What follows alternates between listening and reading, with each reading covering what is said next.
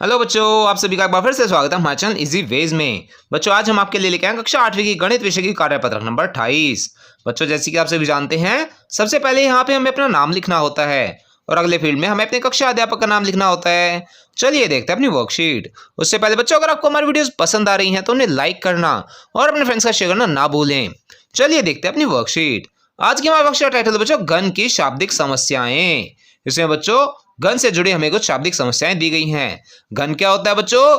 घन वह फिगर होती है जिसकी लंबाई, चौड़ाई और ऊंचाई तीनों बराबर होते हैं। यहाँ पे हमें कुछ चीज बताई गई है। रिया ने दुकानदार से एक माचिस का पैकेट खरीदा। अब बच्चों, ये जो पैकेट खरीद लाए उसकी आयतन के बारे में बताया गया है।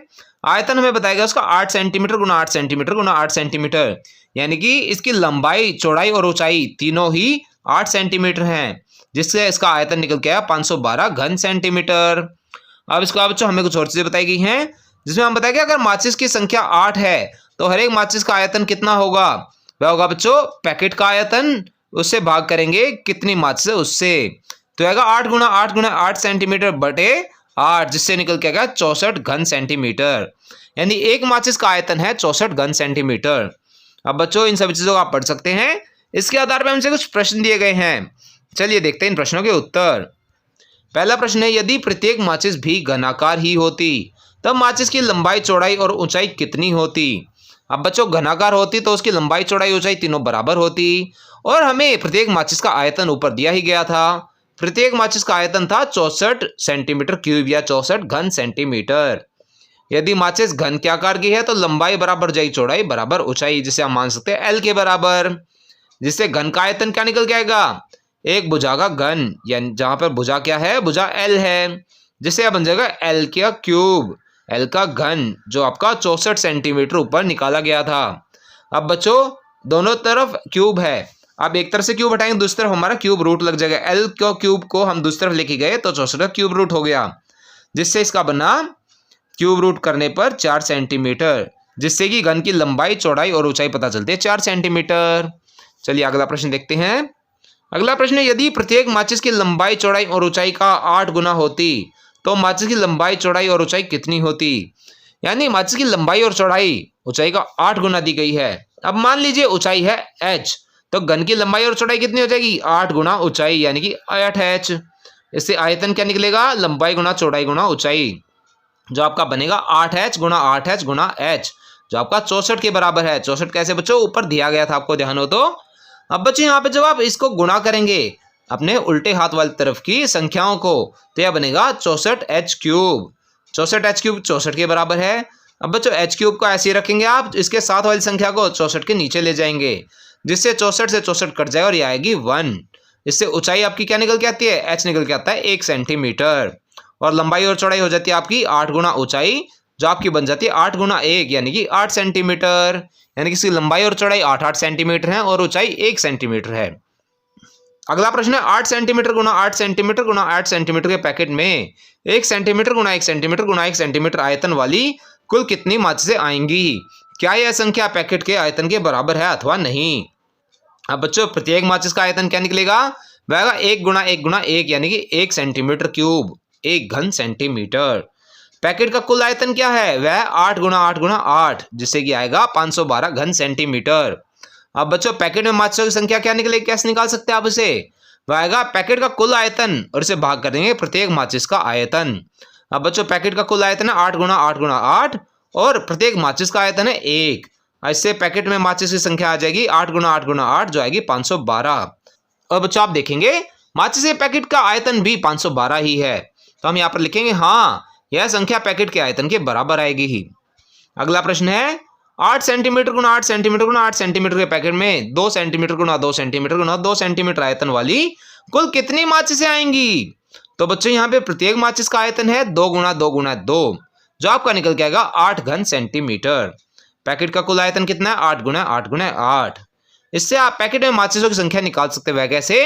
पैकेट का कुल आयतन और उसे भाग कर देंगे प्रत्येक माचिस के आयतन से, जो हो जाएगा आपका 8 गुना 8 गुना 8 भाग 8, जिसमें बच्चों एक 8 से एक 8 कट हो जाएगा और आपका बचेगा 8 गुना 8, जिसे पैकेट में माचिसों की संख्या निकल के आएगी 64। अगला प्रश्न है बच्चों, उपरोक्त उदाहरण में 8 सेंटीमीटर गुना 8 सेंटीमीटर गुना 8 सेंटीमीटर के पैकेट में निम्नलिखित में से कौन कौन सी संभावनाएं हो सकती हैं? अब बच्चों यहाँ पे हमें कुछ माचिसों की लंबाई, चौड़ाई और ऊंचाई दी गई है और हमें बताना कि इनमें से कौन सी माचिस पैकेट के अंदर आ सकती है। पैकेट की लंबाई, चौड़ाई, ऊंचाई भी हमें दी गई है 8 गुना 8 गुना 8। तो पहला इसमें 4 सेंटीमीटर गुना 4 सेंटीमीटर गुना 4 सेंटीमीटर। क्या ये माचिस इस पैकेट में आ सकती है? हाँ, ये इसमें आ सकती है। क्यों? क्योंकि इसकी लंबाई, चौड़ाई और ऊंचाई आपके पैकेट से कम है, तीनों ही चीजें। तो हम यहाँ पे लिखेंगे संभव है, क्योंकि माचिस का प्रत्येक पक्ष पैकेट के पक्ष से कम है। अगला है बच्चों 1 सेंटीमीटर गुना 2 सेंटीमीटर गुना 32 सेंटीमीटर।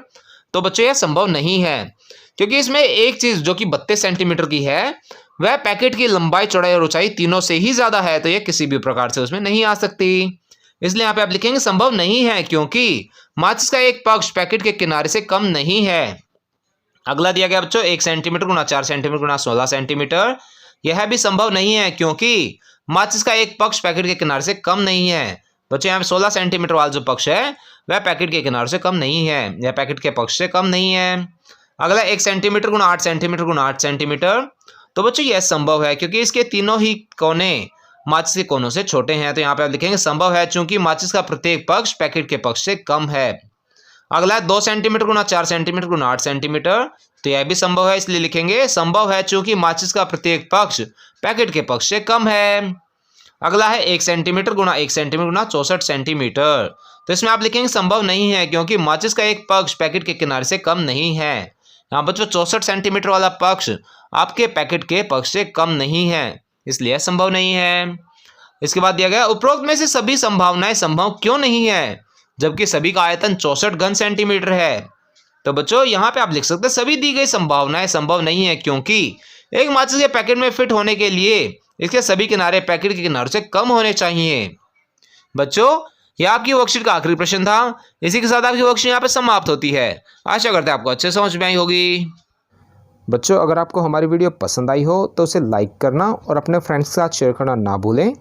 साथ ही अगर आपका कोई क्वेश्चन है तो उसे आप कमेंट सेक्शन में ज़रूर पूछें, हम आपके क्वेश्चन को जल्द से जल्द आंसर करने की कोशिश करेंगे।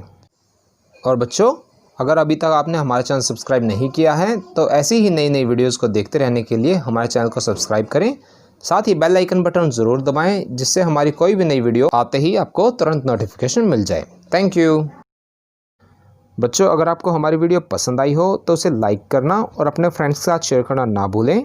साथ ही अगर आपका कोई क्वेश्चन है तो उसे आप कमेंट सेक्शन में ज़रूर पूछें, हम आपके क्वेश्चन को जल्द से जल्द आंसर करने की कोशिश करेंगे। और बच्चों अगर अभी तक आपने हमारा चैनल सब्सक्राइब नहीं किया है तो ऐसी ही नई नई वीडियोस को देखते रहने के लिए हमारे चैनल को सब्सक्राइब करें। साथ ही बेल आइकन बटन ज़रूर दबाएं, जिससे हमारी कोई भी नई वीडियो आते ही आपको तुरंत नोटिफिकेशन मिल जाए। Thank you.